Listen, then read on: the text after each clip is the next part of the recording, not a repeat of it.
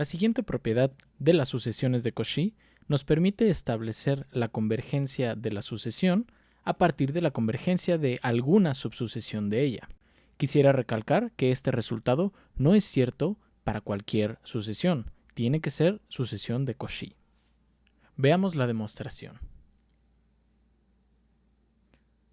Sea Xn una sucesión de Cauchy y Zn una subsucesión convergente de esta sucesión de Cauchy.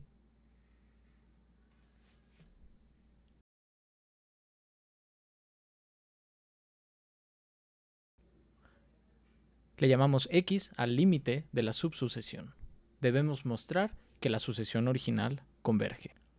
También le llamamos phi a la función estrictamente creciente que me vincula a la sucesión con su subsucesión.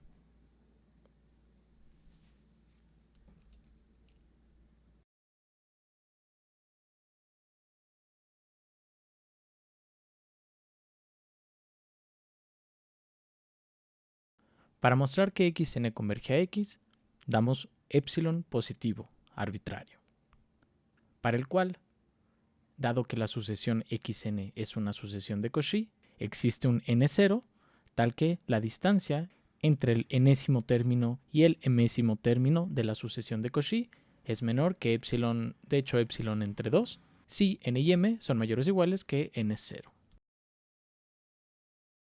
Por otro lado, la convergencia de la subsucesión Zn a X implica que para ese mismo epsilon existe un n1, tal que la distancia del enésimo término de esta subsucesión al límite X es menor que epsilon entre 2 si n es mayor o igual que n1. Sea n el máximo entre n0 y n1.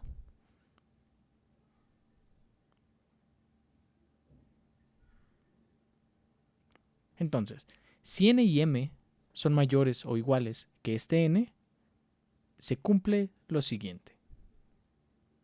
Primero, recordemos que phi es estrictamente creciente.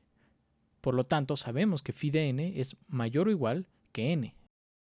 Esto lo demostramos en el apartado de subsucesiones. Así que la distancia del emésimo término al x es menor o igual a, utilizando la desigualdad del triángulo con el Zn, escrito en términos de la función phi y del x, se ve de esta forma, y cada uno de estos términos es menor a epsilon medios por la discusión anterior. Por lo tanto, la suma es menor que epsilon, y esto muestra que la sucesión original es convergente a x. Noten que el n minúscula es un punto fijo mayor que n mayúscula. Lo que hemos mostrado es que para todo m mayor que n se cumple esta estimación, que es la definición de convergencia.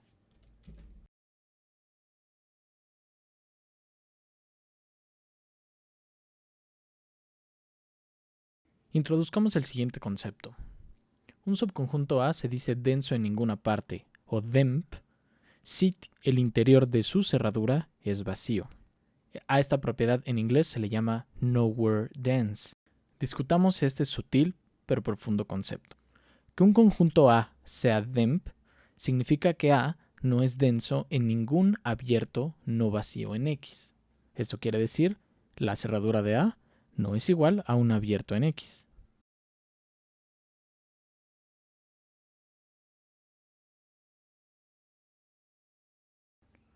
Para ver que esto es cierto, hagamos una pequeña demostración. Supongamos que el conjunto A fuera denso en algún abierto no vacío que le llamamos U. Entonces, por ser U denso en A, significa que la cerradura de U es igual a A. Y utilizando que un conjunto siempre está contenido en su cerradura, podemos concluir que U está contenido en A cerradura. Como A es abierto, entonces U debe de estar contenido en el interior de A cerradura.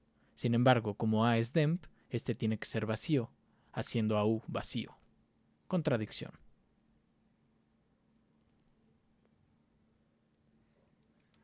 Como lema, demostrar el siguiente resultado. Si A es un conjunto DEMP, denso en ninguna parte, entonces la cerradura es un conjunto DEMP. Es decir, la cerradura hereda la propiedad de ser denso en ninguna parte del conjunto. Para demostrar este resultado, basta recordar propiedades de la cerradura. La demostración es una línea.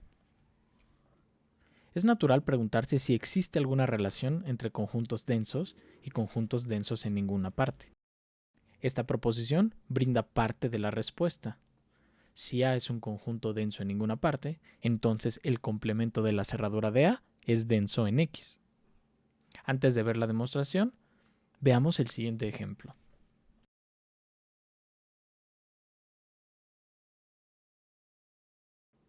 En R2 con la métrica usual, es decir, la métrica euclidiana, consideremos la recta de puntos y igual a x con coordenadas y igual a x.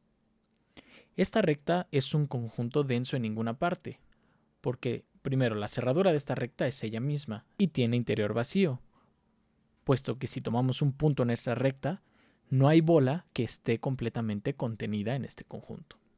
Por otro lado, el complemento de L de esta recta es todo esto que está de rojo, todo este espacio, que claramente es un conjunto denso en R2.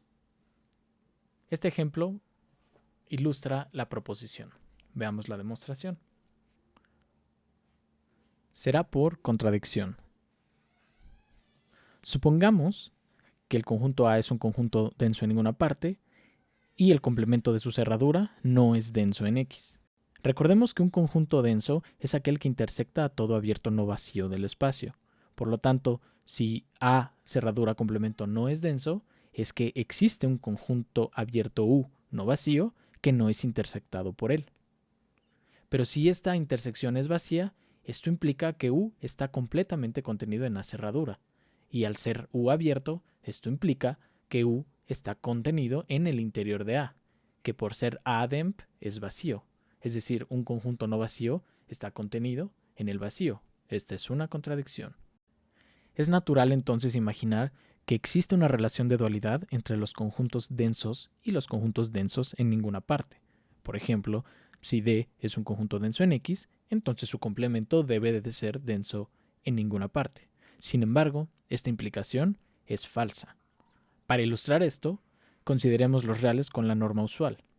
Sabemos que los racionales forman un conjunto denso en R, es decir, Q cerradura es igual a R, haciendo de estos dos interiores iguales, y el interior de R es R mismo, pues R es abierto al ser el total. Esto muestra que el conjunto denso Q no es denso en ninguna parte, puesto que el interior de su cerradura no es vacío, es todo R. Veamos qué pasa ahora con el complemento de Q, es decir, los irracionales. Veamos cómo es su interior. El interior de la cerradura del complemento de Q, que es el interior de la cerradura de los irracionales, es igual al interior de R, que es igual a R. ¿Por qué? Porque los irracionales forman un conjunto cerrado en R. Para convencerse de esto, basta recordar que cualquier número real puede ser aproximado también por números irracionales. Entonces esto muestra que Q es denso y su complemento también es denso. En ningún caso se obtienen conjuntos densos en ninguna parte con este conjunto Q denso en particular. Es decir, la propiedad de ser denso en ninguna parte es similar a ser abierto o cerrado. Hay conjuntos que son abiertos, hay conjuntos que son cerrados, o hay conjuntos que no son ni abiertos ni cerrados. Hay conjuntos que son densos, hay conjuntos que son densos en ninguna parte, y hay conjuntos que no son ni densos en ninguna parte. Como otro ejemplo, consideren los enteros como subconjunto de los reales, siempre con la métrica usual. Los enteros forman un conjunto cerrado, puesto que es fácil ver que su complemento es abierto, o puede argumentarse que z es discreto, por lo tanto es cerrado. Aún más, tiene interior vacío, puesto que si tomamos un elemento entero, no hay bola que esté completamente contenida en él. Por lo tanto, z es denso en ninguna parte en R. Consideremos ahora el siguiente otro conjunto, el conjunto de los cocientes 1 entre n con n en los naturales. Este conjunto es también denso en ninguna parte. Para ver esto, consideremos cómo es la cerradura de A. Entonces, la cerradura de A es A con sus puntos de acumulación. ¿Qué puntos de acumulación tiene este conjunto? Pues solamente tiene el 0. Y este es además un conjunto discreto, por lo tanto es cerrado también. Con una cuenta similar al del ejemplo anterior, el interior de este conjunto, de la cerradura de este conjunto, es vacío y entonces A es DEMP. Por último, en R2, con la norma euclidiana, consideremos el siguiente conjunto. A será el conjunto de todas las parejas ordenadas n, y, en donde n lo tomamos en los números naturales y y en los números reales. ¿Qué conjunto es este? Gráficamente, este conjunto consiste en copias de R por cada número, una copia de R por cada número natural. Es decir, para cada número natural dibujamos una copia de R.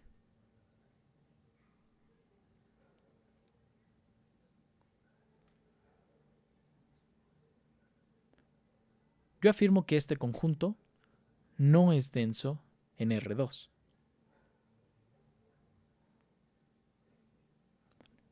Recordemos, un conjunto es denso si y solo si intersecta a todo abierto. Entonces, si yo encuentro un abierto al cual no intersecta este conjunto A, puedo concluir que A no es denso. Sea este abierto u el siguiente conjunto. Este no es más que el círculo de radio 1 medio con centro en el 1 medio, 0. Este de aquí que estoy dibujando. Noten, es el círculo abierto, sin frontera. Entonces es un conjunto abierto y por construcción no intersecta a esta copia de los reales que tenemos ahí. Y de hecho podemos de esta forma encontrar muchos otros abiertos que no intersectan al conjunto A en azul. Por lo tanto, A no es denso.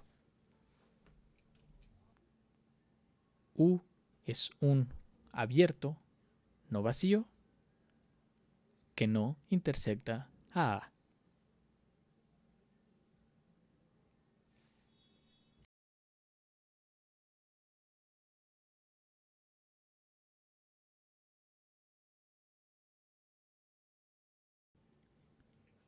Por otro lado, A es un conjunto denso en ninguna parte en R2. Esto se sigue de que A es cerrado. ¿Por qué? Porque su complemento es abierto. Y entonces el interior de A cerradura es igual al interior de A y claramente A no tiene elementos interiores. Toda bola centrada en puntos de A se va a salir de A, no puede estar completamente contenida en A. Por último, el siguiente lema nos da una caracterización de los conjuntos densos en ninguna parte. Un conjunto A es denso en ninguna parte si y solo si existe un abierto denso V completamente contenido en el complemento de A. Veamos la demostración. Esta dirección no es más que la primera proposición que vimos en este video, que dice que si un conjunto A es denso en ninguna parte, entonces el complemento de su cerradura es denso en X. Verifiquen el porqué de tarea.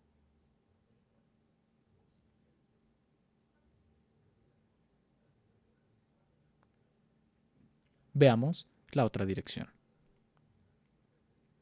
Suponiendo entonces que existe un abierto denso V en A complemento, debemos mostrar que A es denso en ninguna parte. Como B está contenido en A complemento, tomando complementos se invierte la contención, obteniendo que A está contenido en B complemento. Al ser B complemento cerrado, esto implica que A cerradura está contenido en B complemento. Pero el interior de A cerradura es un conjunto más chico que A cerradura. Por lo tanto, el interior de A cerradura también está contenido en B complemento. Tomando complementos nuevamente, invirtiendo la relación de contención, obtenemos que B está completamente contenido en el complemento del interior de A cerradura, que es un conjunto cerrado, pues el interior siempre es abierto. De modo que la cerradura de B, que es todo X, dado que B es denso, está contenida en este complemento. Es decir, X está contenida en el complemento de este interior. Tomando complementos por última vez, invertimos la relación de contención y obtenemos entonces que el interior de A complemento debe de estar contenido en el complemento de X, que es el vacío. Por lo tanto, A es denso en ninguna parte.